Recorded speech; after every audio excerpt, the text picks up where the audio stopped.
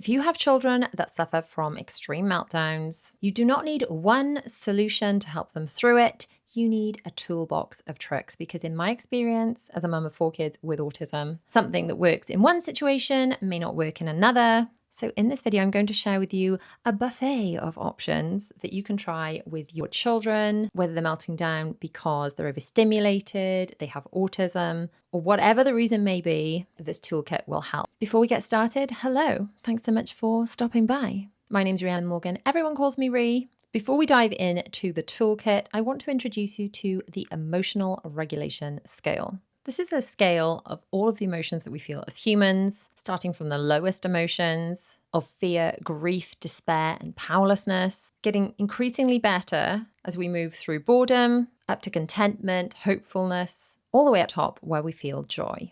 Now, what we need to remember when we are using this toolkit is we are not trying to take our children from despair and grief all the way up to joy. We're attempting to bump from wherever they are on the scale at the moment up the ladder one step at a time. I think by having this realistic expectation, we're able to use our toolkit more effectively. Also, if you've not yet seen my last video where I talked about the firefighter trick, make sure you go and watch that after you've seen this one because it's really going to help you understand what your child is going through when they are having a meltdown. And when we really get that and we implement the firefighter trick, it is so much easier to help guide them through it. The next trick to try is the room reset trick, where you simply change location. Often something as simple as moving from where the meltdown is occurring and going together to a different room can be enough to start to change their energy. Try the outfit change trick. We often do this after school when the kids have come home and they're feeling really overwhelmed and overstimulated. Something as simple as getting out of uniform and into comfy PJs can really help. The music trick. Music is so good for changing energy, and by putting on a playlist of songs that they love that always make them happy and sing along can really help. You can try the comfort show trick. For us, my children's comfort show has got to be Mickey and Minnie cartoons. It's on Disney Plus. It's all drawn in a really traditional way. And for some reason, they just find it so soothing. And whenever I put that on, they all seem to feel better. Remember, this is a toolbox. You can pick and choose what's going to work for your child on any given day. And sometimes something that works amazingly one day won't necessarily work the next day. Do not be disheartened because that same trick may work beautifully again next week. The other thing, of course, you can remember to do is to mix and match. You can do the room reset and change rooms and change clothes. It really is a case of just trying what works on any given day. On to some breathing tricks.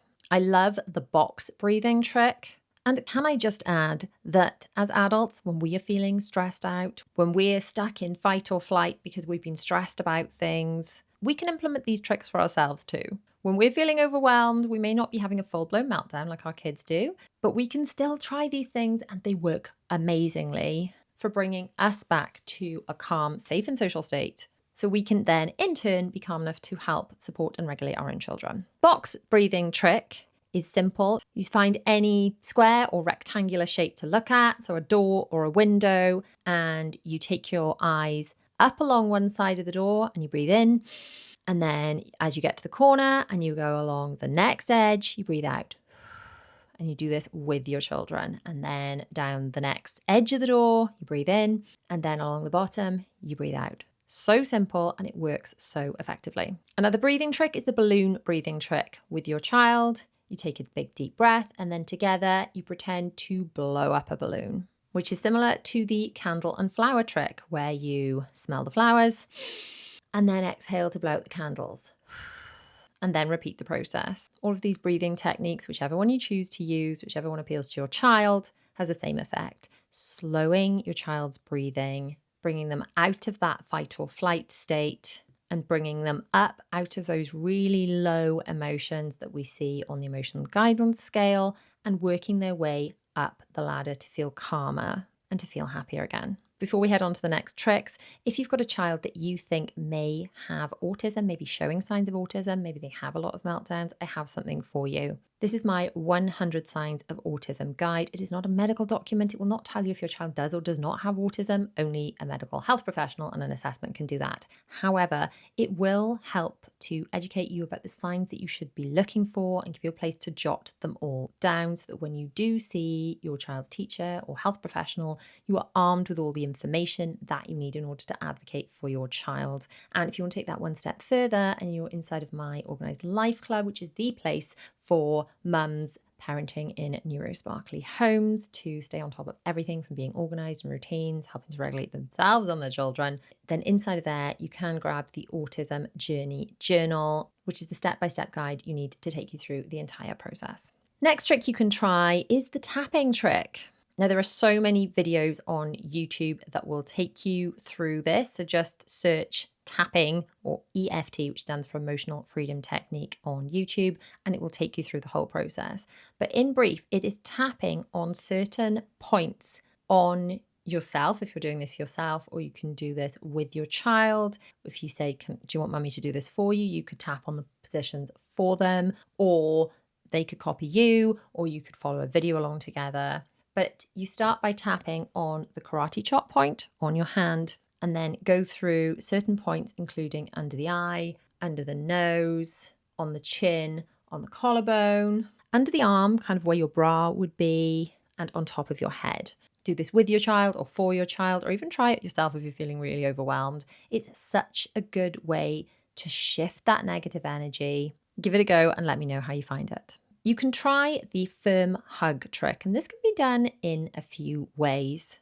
Now, children with autism and ADHD seem to find it really calming when they're held very firmly. Think babies being swaddled. So this can look like a very firm hug as opposed to a gentle hug. Obviously, we're not trying to squish our children or hurt them. If you give children with autism a very firm hug, you often feel them release because they find it really comforting. You can also have similar effects using things like weighted blankets or weighted toys.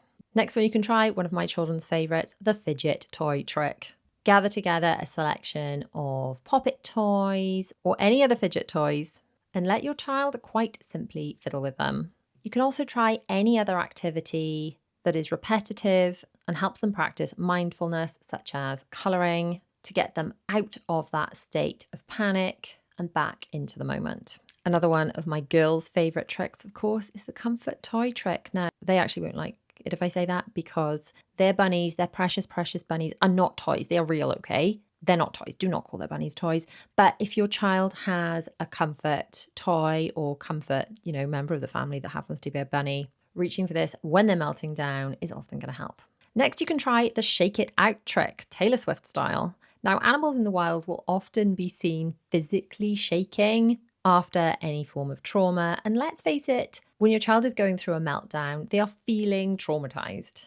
So physically getting them to move or shake their body can help to move that stuck energy. You can do this by physically shaking with them, demonstrating it, getting them to copy you. They'll probably laugh at how ridiculous you look, and that's fine, whatever works. You can put on some high vibe music and really dance it out together. Anything you can do to move that stuck energy in their bodies. Then of course you can use co-regulation. This can look like doing any of the tricks that we've done so far with them together. So you're using the breathing techniques together. You are physically being the one giving them that firm hug.